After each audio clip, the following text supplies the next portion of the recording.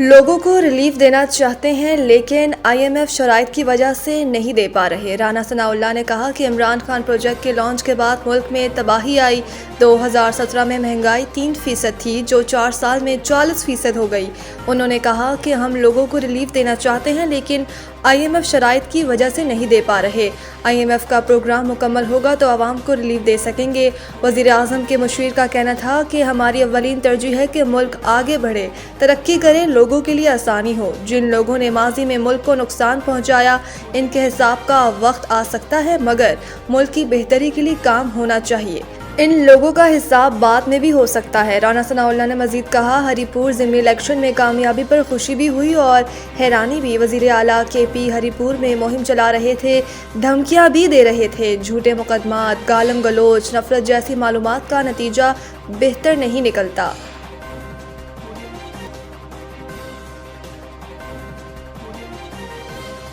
PTI نے کبھی کسی صوبے پر چڑھائی کی اور نہ ہی کرے گی۔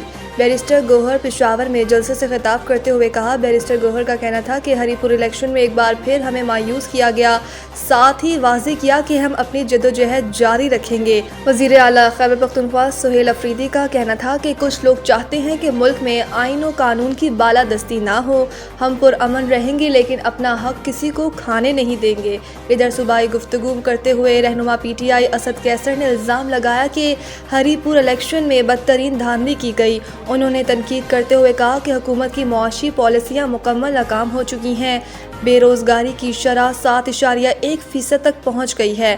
انہوں نے IMF کے بیان کا حوالہ دیتے ہوئے کہا کہ 3 برسوں میں 5300 ارب روپے کی کرپشن ہوئی۔ مطالبہ کیا کہ نیب اس کرپشن کی آزادانہ تحقیقات کرائے۔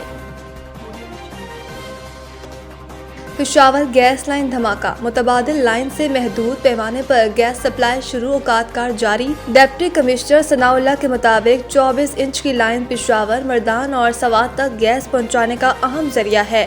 سوئی ناردرن نے متبادل 16 انچ کی لائن سے ترسیل شروع کر دی، تاہم متبادل لائن کی محدود گنجائش کے باعث گیس فراہمی میں کمی ہوگی۔ اسی کا کہنا ہے کہ گھریلو صارفین کے لیے صبح 5 سے 9 اور دوپہر 11 سے 2 بجے تک گیس فراہم کی جائے گی جبکہ CNG اسٹیشن وقتی طور پر بند رہیں گے۔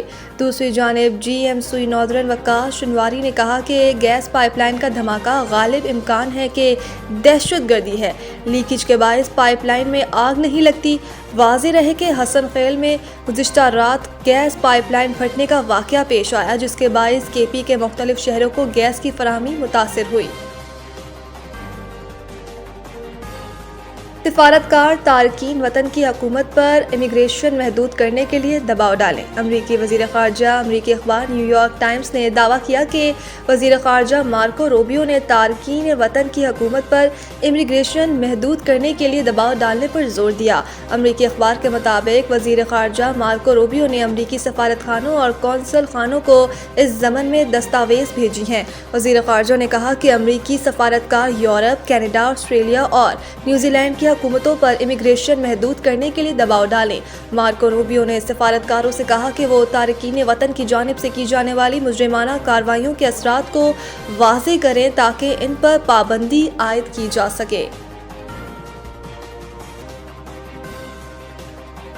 مریم نواز کا بے سہارا بیواؤں کے قبضہ کیس فوری حل کرنے کا حکم۔ وزیر اعلیٰ مریم نواز شریف نے آرڈیننس 2025 کے مکمل نفاذ کی ہدایت دے دی۔ جائیدادوں پر ناجائز قبضے کے خلاف ہر دن کی مانیٹرنگ ہوگی۔ وزیر اعلیٰ مریم نواز شریف کو روزانہ رپورٹ پیش کی جائے گی۔ تمام اضلاع کے ڈپٹی کمشنر روزانہ DRC اجلاس کریں گے۔ وزیر اعلیٰ مریم نواز خود مانیٹرنگ کریں گی۔ پنجاب میں ناجائز قبضے کے خلاف فوری حکومتی اقدامات کی اطلاع عوام تک پہنچانے کے لیے مساجد میں اعلانات کیے جائیں گے۔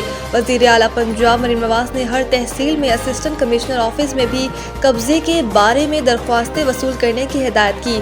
گجرات، لیا، حافظ آباد اور دیگر اضلاع میں قبضے کے جلد فیصلے نہ ہونے پر ناپسندیدگی کا اظہار کیا۔